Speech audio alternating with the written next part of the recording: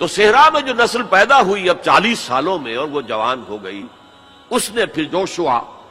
یعنی حضرت یوشع ابن نون کی سرکردگی میں جہاد کیا، قتال کیا۔ جیریکو، اریحا اس کا نام تھا، آج کل آپ پڑھتے ہوں گے اخبارات میں، وہ اسرائیل میں اور جو فلسطین کے شہروں میں جیریکو ایک مشہور شہر ہے، سب سے پہلے وہ فتح کیا، اس کے بعد پورا فلسطین فتح کر لیا۔ غلطی یہ کی کہ کوئی ایک مرکزی حکومت قائم نہیں کی،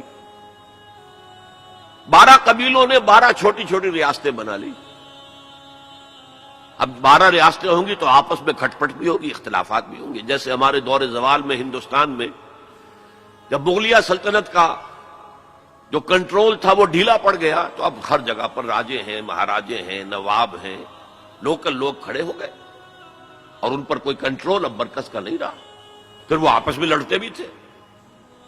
یہ آپس میں لڑتے بھی تھے، اور جو قریب کے مشرک قبائل تھے ان سے ایک دوسرے کے خلاف مدد بھی لیتے تھے، ان سے شادیاں بھی کی، ان سے خلا ملا بھی رکھا، مشرکانہ اوہام بھی پیدا ہو گئے، غلط رسومات بھی انہوں نے اپنے ان مشرک ہمسایوں سے سیکھ لی، تو پھر ان پر ایک سزا مسلط ہوئی، اور جو آس پاس کے مشرک قبائل تھے انہوں نے انہیں فتح کر کے انہیں اپنے گھروں سے نکال دیا۔ 300 برس اس کیفیت میں گزرے ہیں۔ اس کے بعد جب ان کا حال یہ ہو گیا کہ اپنے گھروں سے نکال دیے گئے، ان کے بیٹوں کو روک لیا گیا غلام بنانے کے لیے، تو پھر انہوں نے وقت کے نبی سے کہا کہ ہمارے لیے ایک بادشاہ آپ معین کر دیں، سپہ سالار معین کر دیں کہ ہم اس کی قیادت میں قتال کریں۔ وہ واقعہ قرآن مجید میں سورہ بقرہ میں تفصیل سے ہے، میں اس کی تفصیل میں نہیں جانا چاہتا۔ بہرحال اس کے نتیجے میں حضرت طالوت، پھر حضرت داؤد، پھر حضرت سلیمان، یہ 100 برس ہیں جن میں ان کو کہنا چاہیے کہ ان کا پہلا سنہری دور،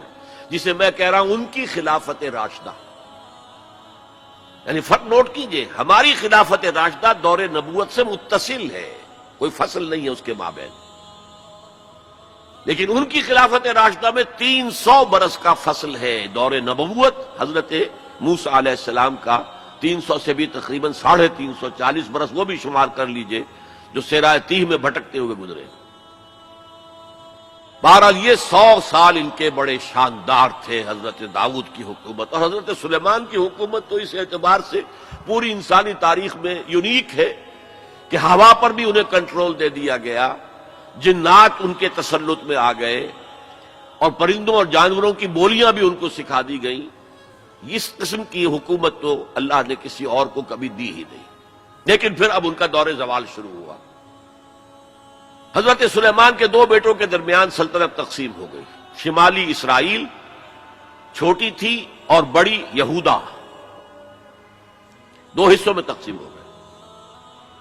اور ان میں سوال آیا اخلاقی، مذہبی، اعتقادی، عملی، دنیا پرستی، دولت پرستی، مشرکانہ اوہام، غلط رسوم۔ اس کے نتیجے میں پھر اللہ کے عذاب کا پہلا کوڑا جو ہے، بڑا کوڑا، وہ پڑا،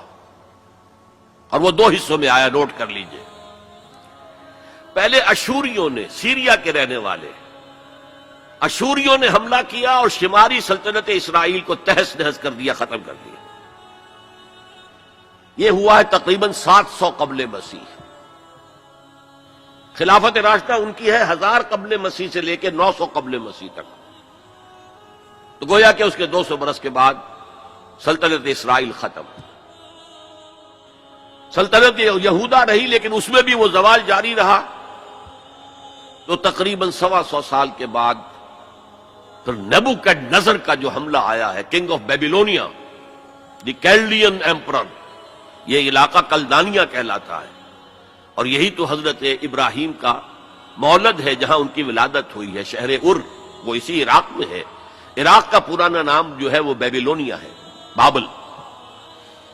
نیبوکڈنیزر نے جو حملہ کیا ہے، 6 لاکھ یہودی اپنی جگہ پر قتل کیے، اور 6 لاکھ کو قیدی بنا کر لے گیا، بھیڑ و بکریوں کی طرح، جیسے ریوڑ ہانک کے لے جائے جاتے ہیں، لے جائے گئے 6 لاکھ۔ میں خليل بالقرآن هو إمامنا على هداية